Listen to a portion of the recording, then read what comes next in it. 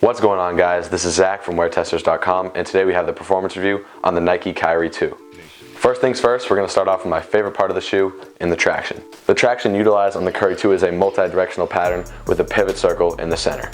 Overall, this traction performed excellent on all type of court conditions, whether it was indoors, outdoors, clean or dusty. These things were absolutely phenomenal. The best two shoes for traction that I've ever played in were the Kobe 9 and the Jordan 28, and these are equivalent to those. These things are straight up beasts.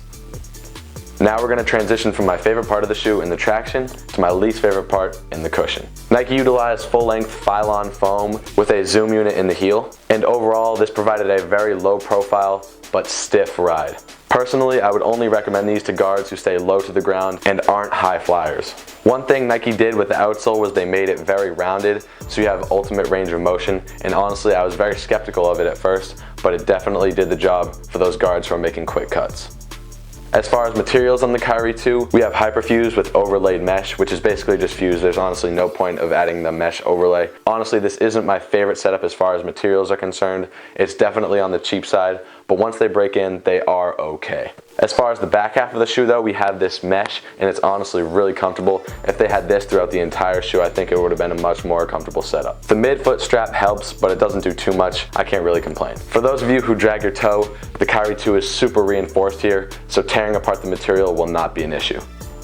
As far as the Kyrie 2's fit is concerned, it's okay, it's not special. They do fit true to size. There isn't any flywire here to keep you locked down, but they did implement the mid-foot strap, and as I said before, it doesn't do a totally great job, but then again, it isn't terrible either. As far as the back half of the shoe though, I was locked in at all times, no issues whatsoever. As far as support is concerned, these things are definitely solid. As I say in a lot of my videos, the stiffer the material, the more support you're going to have, and like I said previously, these do have a pretty stiff material. I was very skeptical of the rounded outsole at first. I thought that it wasn't going to be very supportive at all, and I thought ankle rolls were going to be common, but once you get used to it and shoot around for a few hours, then you're going to be all set. It's just more of a guard setup, so if you're a big guy, have weak ankles, then it probably isn't the best shoe for you. Overall, priced at $125, the Nike Kyrie 2 is definitely a solid shoe.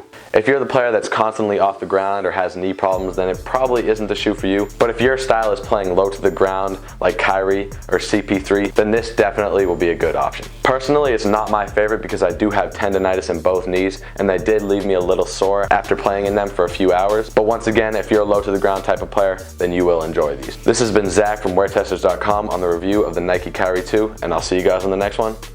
Peace.